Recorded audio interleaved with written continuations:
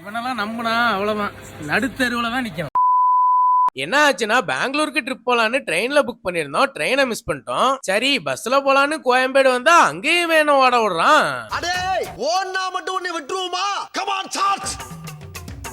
கோயம்பேடுல bus late ஆகும்னு சொல்லிட்டாங்க. சரி இப்ப என்னதால பண்ணலாம் அப்படின்னு யோசிக்கும் போச்சுல எனக்கு ஒரு ஐடியா. என்னப்பா? சாப்பிட்டு சாயங்காலமா தேடுவோமா அப்படின்னு கோயம்பேடுல இருக்கிற கேகே பிரியாணிக்கு வந்துட்டோம். பிரியாணியோட லெக் பீஸ ஸ்கின்னோட பிச்சு ரைஸும் ரைத்தா வச்சு சாப்பிடும் போதுல டேஸ்ட் சூப்பரா இருந்துச்சு. கோயம்பேடு சைடுல இருந்தா கண்டிப்பா ட்ரை பண்ணி பாருங்க. அவ்வளவுதான், நம்மள முடிச்சு விட்டீங்க போங்க அப்படின்னு நினைக்கும் போச்சுல